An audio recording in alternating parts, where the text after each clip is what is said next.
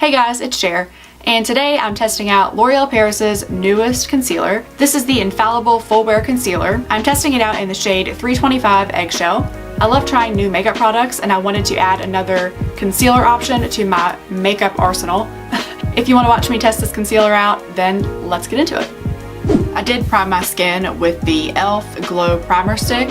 You can click here if you want to watch me test that out for the first time. And I also already have on my foundation. I hope this is the right shade because I'm never sure, as always. I'm going to start with right under my eyes because of the circles. This is the L'Oreal Paris Infallible Full Wear Concealer. It was $12.99 at my local Walmart. It can be used to shape, cover, and contour, and it's supposed to be really full coverage, according to the website. It's supposedly their highest coverage formula in their widest concealer shade range ever. And it provides full coverage with a flawless matte finish. Well, it's definitely very brightening.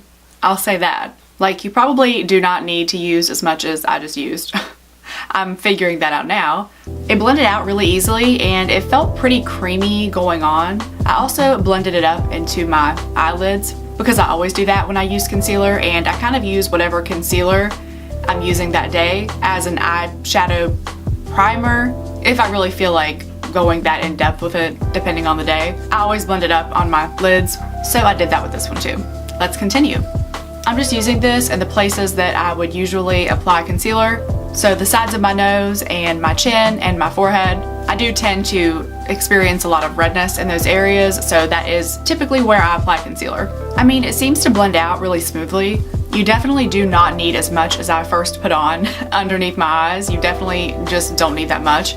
And I was careful to not use as much product on the other areas of my face once I realized that. A little bit definitely goes a long way with this concealer, I've learned.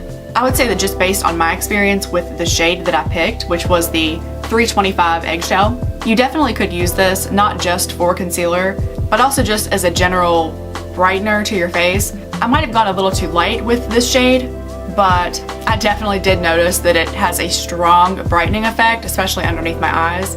So I think that that is very true. I'm gonna go ahead and set this concealer with a little bit of powder and then go ahead and finish the rest of my face makeup, and I will be right back.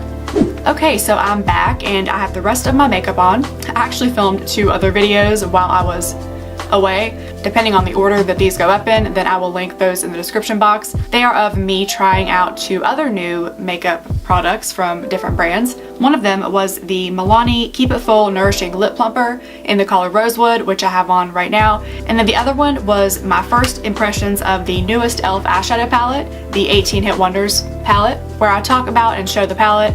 And then I also attempt one of their suggested eye looks on the back of the packaging, this eye look right here. So once those go up, I will link those in the description box. If you catch this at a time when all of them are up, then you can check those out if you want to. Anyway, so I'm back, and like I said before, I always use concealer as kind of an eyeshadow primer. In my opinion, the shadows applied pretty well. No different than if I were to use my usual concealer, which is the Tarte Shape Tape.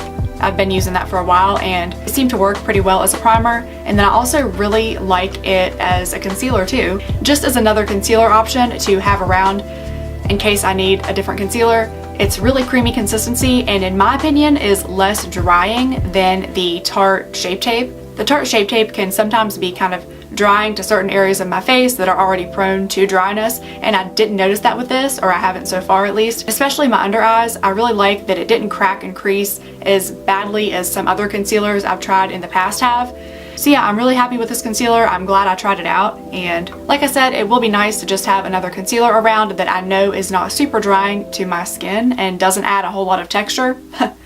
We all know I don't need help with that. As always, make sure you like this video and subscribe to my channel down below, and you can click the bell notification to be notified whenever I post a new video. Follow me on my social media links, which will be included in the description box down below too.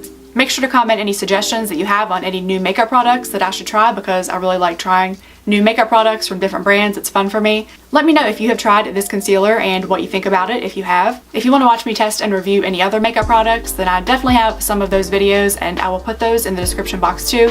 Thank you guys so much for watching, and I will see you in my next video. Bye!